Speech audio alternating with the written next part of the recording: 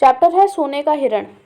राम को कुटी से निकलते देख मायावी हिरण कुलाचें भरने लगा। राम को बहुत छकाया। झाड़ियों में लुकता छिपता भागता वह राम को कुटी से बहुत दूर ले गया। राम जब भी उसे पकड़ने का प्रयास करते वह भागकर और दूर चला जाता। हिरण चालाक था, वह इतनी दूर कभी नहीं जाता था और पहुंच से बाहर लगे। राम के सारे प्रयास विफल हुए, वह हिरण को पकड़ नहीं पाए। उन्होंने उसे जीवित पकड़ने का विचार त्याग दिया। धनुष उठाया, निशाना साधा और एक बाण उस पर छोड़ दिया। बाण लगते ही हिरण गिर पड़ा। धरती पर गिरते ही मारीच अपने असली रूप में आ गया। मारीच ने माया से केवल अपना रूप नहीं बदला था, आवाज भी बदल ली थी। अपनी आवाज राम जैसी बना ली थी। धरती पर पड़े हुए वह जोर से चिल्लाया, हे सीता, हे सीते, हा लक्ष्मण। ध्वनि ऐसी थी जैसे बाण राम को लगा हो, वह सहायता के लिए पुकार रहे हों। बाण का प्रहार गहरा था। मारीच उसे अधिक देर तक सहन नहीं कर पाया। वह छटपटाता रहा। जल्दी ही उसके प्राण पखेरु उड़ गए। रावण एक विशाल वृक्ष के पीछे खड़ा था। वह प्रसन्न था, उसकी चाल सफल हो गई थी। मारीच ने अपनी भूमिका अच्छी तरह निभाई थी। अब तक सब कुछ वैसा ही हुआ जैसा उसने सोचा था। उसे राक्षस आकंपन की बात याद आई। सीता का हरण हो तो राम के प्राण निकल जाएंगे, वह निशक्त हो जाएंगे।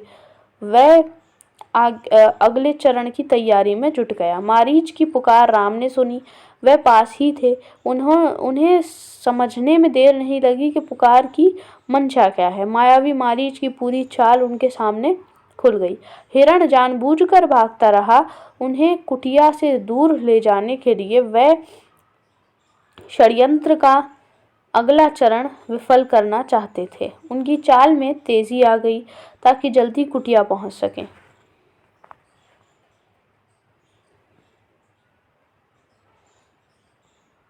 वह मायावी पुकार सीता और लक्ष्मण ने भी सुनी। लक्ष्मण उसका रहस्य तत्काल समझ गए। राम की तरह उन्होंने बाण चढ़ाकर धनुष दृढ़ता से पकड़ लिया, चौकसी बढ़ा दी। वे राक्षसों की अगली चाल का सामना करने के लिए तैयार थे। साथ ही राम का आदेश उन्हें याद था, उनके लौटने तक सीता की रक्षा। लक्ष्मण की ओर से इसमें चूक की कोई संभावना नहीं थी।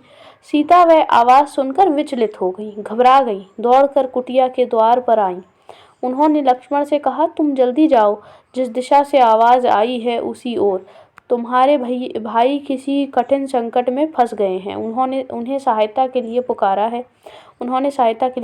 है। उनकी ऐसी कातर आवाज मैंने कभी नहीं सुनी। जाओ लक्ष्मण, जल्दी। आप चिंता न करें माते, लक्ष्मण ने सीता को आश्वस्त करते हुए कहा। राम संकट में नहीं है, हो ही नहीं सकते। उनका कोई कुछ नहीं बिगाड़ सकता। हमने जो आवाज सुनी वह बनावटी है, मायावी राक्षसों की चाल है। मुझे कुटिया से दूर ले जाने के लिए आप निश्चिंत रहें, भाई राम जल्द ही आते होंगे। सीता क्रोध से उबल पड़ी। लक्ष्मण का इस घड़ी में इतना शांत होना उन्हें समझ में नहीं आया। राम की आवाज सुनकर भी वे यहीं खड़े रहे, सहायता के लिए नहीं गए। सीता को इसके पीछे षड्यंत्र दिखाई दिया। लक्ष्मण की चाल। लगा कि लक्ष्मण राम का भला नहीं चाहते, उनके हितैषी नहीं हैं, चाहते हैं कि राम न रहें, मारे जाएं ताकि राजपाट उन दोनों का हो जाए, उनके रास्ते का कांटा निकल जाए। तुम्हारा मन पवित्र नहीं है, कलुषित है, पाप है उसमें। मैं समझ सकती हूँ कि तुम अपने भाई की सहायता के लिए क्यों नहीं जा रहे हो। सीता ने यहाँ तक कह दिया कि कहीं वह भरत के गुप्तचर तो नहीं है। सीता की बातों से लक्ष्मण को गहरा आघात पहुंचा।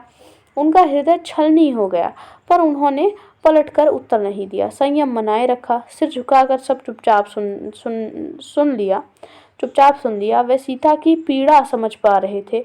केवल इतना बोले, हे देवी, ये राक्षसों की चाल है। खरदूषण के मारे जाने के बाद वे बौखला गए हैं, किसी तरह हमसे बदला लेना चाहते हैं। आप उनकी चाल में न आए, वे कुछ भी कर सकते हैं।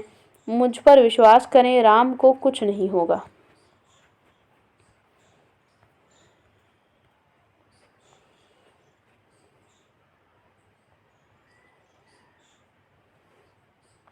सीता का क्रोध और बढ़ गया। क्रोध में आंखों से आंसू बहने लगे। यह भी लग रहा था कि कहीं लक्ष्मण की बात सही न हो। यह डर था कि राम से बिछोह न हो। उन्होंने कहा, राम से बिछोड़ कर मैं नहीं रह सकती, मैं जान दे दूंगी। हे लक्ष्मण, तुम उन्हें लेकर आओ। लक्ष्मण राम के लिए राम की आज्ञा का उल्लंघन कर रहे थे। उन्होंने सीता को प्रणाम किया और राम की खोज में निकल पड़े। लक्ष्मण के जाते ही रावण आ पहुंचा। तपस्वियों जैसा जटाजुट, वैसे ही वस्त्र। सीता ने साधु समझकर उसका स्वागत किया। रावण ने सीता को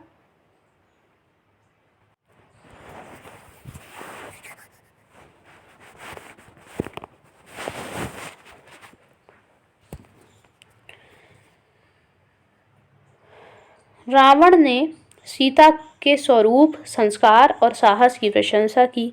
उसने सीता का परिचय प्राप्त करने के बाद कहा, सुमुखी, मैं रावण हूँ, राक्षसों का राजा, लंकाधिपति। मेरा नाम लेने पर लोग थरथरा उठते हैं।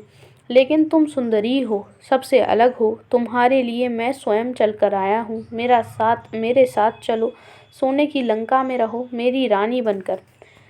सीता क्रोधित हो उठी। कहा, मैं प्राण त्याग दूंगी, लेकिन तुम्हारे साथ नहीं जाऊंगी। मैं राम की पत्नी हूँ। वह महाबलशाली है। तुम्हें उनकी शक्ति का अनुमान नहीं है। तुम चले जाओ, नहीं तो तुम्हारा सर्वनाश हो जाएगा। रावण ने सीता की बात अनसुनी कर दी। खींच कर उन्हें रथ में बैठा लिया। सीता प्रयास करती रही, पर रावण के चंगुल से मुक्त नहीं हो सकी। स्वयं को असहाय पाकर वह विलाप करने लगी। हा राम, हा लक्ष्मण पुकारती रही। रावण का रथ लंका की ओर उड़ चला। मार्ग में वह पशुओं, पक्षियों, पर्वतों, नदियों से कहती जा रही थी कि कोई उनके राम को बता दे। रावण ने उनका हरण कर लिया है। गिद्धराज जटायु ने सीता का विलाप सुना। उसने ऊंची उड़ान भरी, रावण के रथ पर हमला कर दिया। वृद्ध गिद्धराज ने रथ शतविशत कर दिया।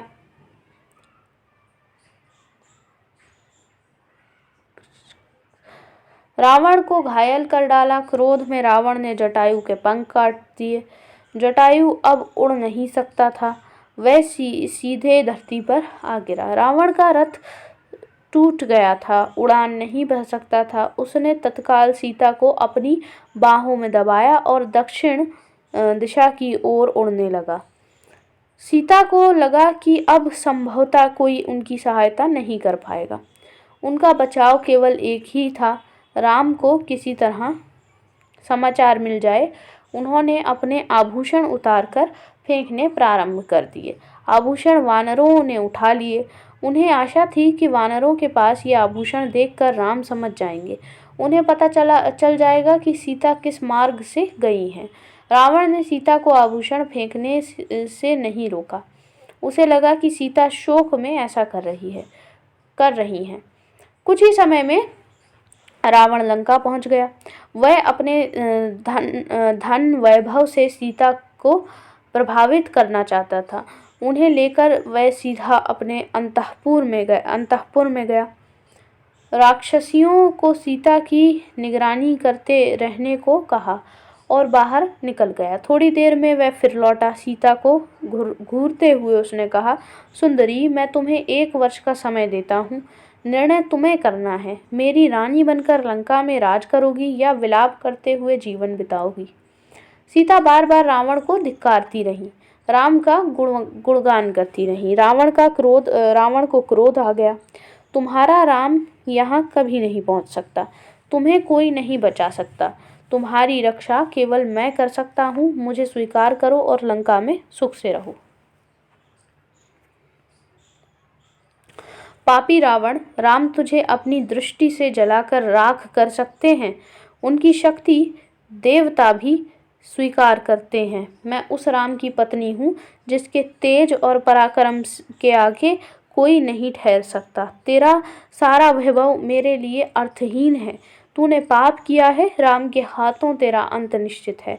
राम की इतनी प्रशंसा सुनकर रावण कुछ चिंतित हो गया।